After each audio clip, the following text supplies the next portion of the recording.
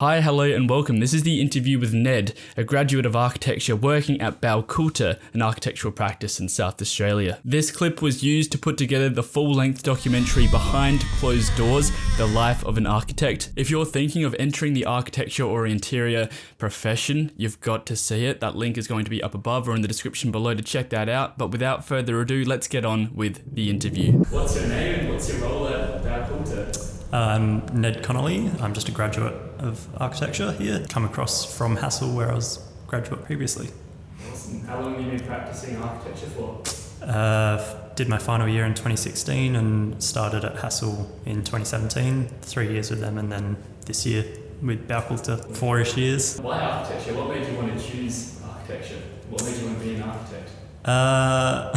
A little bit grand designs, and I think it was just an industry where you've got a little bit of creativity, a little bit of sort of mathematics, that side of thinking, and then the chance to get outside and still do something hands-on. And I don't know, it just seems like there's going to be a lot of options throughout the career where you're going to be doing different things. You're not just going to be sort of stuck doing one thing for the entire time. That jumped out at me as a pretty cool opportunity.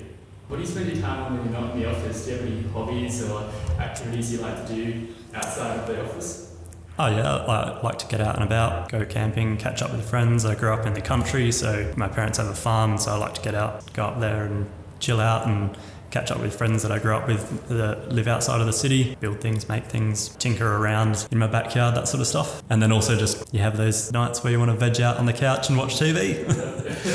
So a bit of that as well. Yeah. On a scale of 1 to 10, how well did your education prepare you for the profession? 7. That's being generous probably, but a lot of it is just that there's no real way to teach what you're going to do in practice. They can set you up with some really, really good foundation and guiding principles on how to think about design, the methodology of design, or like steps to move through to get to a designed outcome. All the stuff about, how a practice runs, how it works, even the flow of how you work within different practices, that changes completely. So being able to cover all of that in a typical uni degree is really hard. So you get a pretty good foundation of design, and then when you start a practice, you'll get taught a lot of what you need to know about just their way of working, and you learn that on the job. It's a pretty steep learning curve when you get out of uni, but it set me up all right. But it's still a bit of a shock when you get into it. Yeah, different world. And so if you could sum up your experiences of architecture school in one word or sentence, what would it be? Long, tiresome, but you come out of it with a really, really close-knit group of friends because you all went through it together. And that's pretty cool and pretty unique, I think. To start your day as a graduate architect, do you have any special morning rituals or routines you do? Not so much when I wake up, just try and sleep as much as I can and then come in. And I think the first thing off the rank for a lot of us is to go and make a coffee.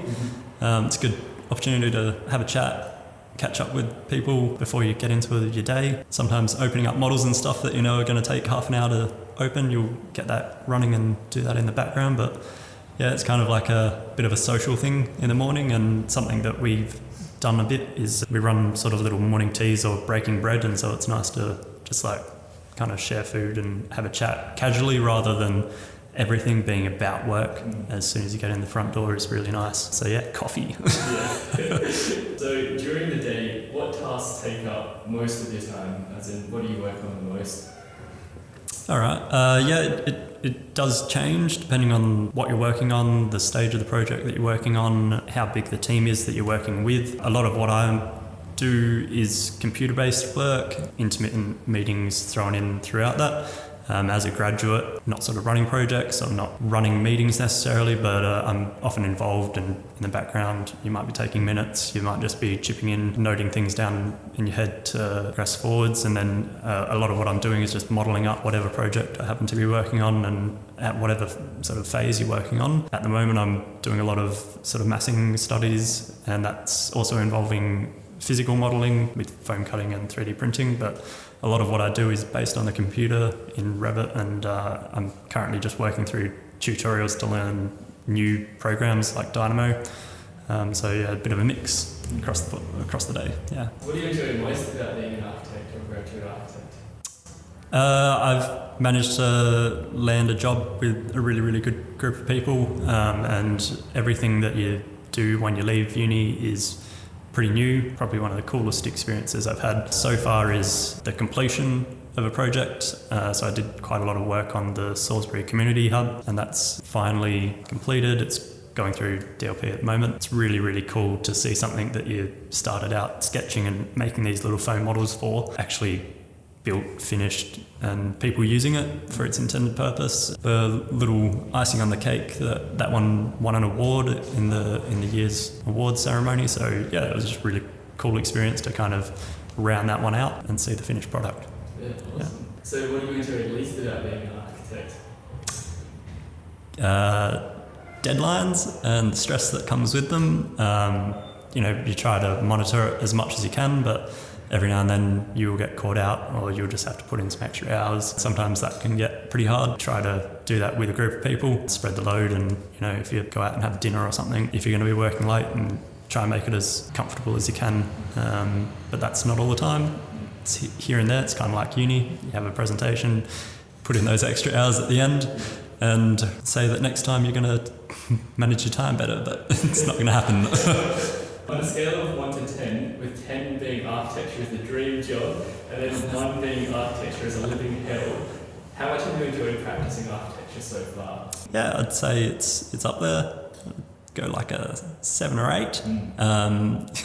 You get the days where you're just absolutely wrecked, and it's not going to be an 8 on that day, but it all balances out. Sometimes you just have really, really cool days, and seeing Salisbury finished, that was like an awesome experience. So that was kind of like a 10, and they all balance out. If you go back to when you first started, what suggestions or advice would you give to your younger self? Is there anything you would do differently?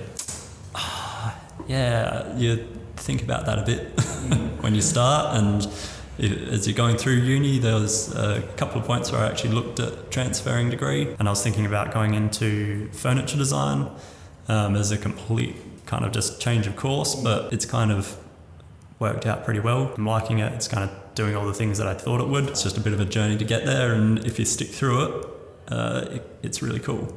But you just need to stick through it, and that's the hard bit. How bloody cool was that? If you haven't checked out the full-length film Behind Closed Doors, The Life of an Architect, you've got to set some time aside for that, because it's pretty incredible what some of these guys have to share with you, some information and resources that will be really helpful if you're thinking about studying architecture or you just want to get an insight into the profession.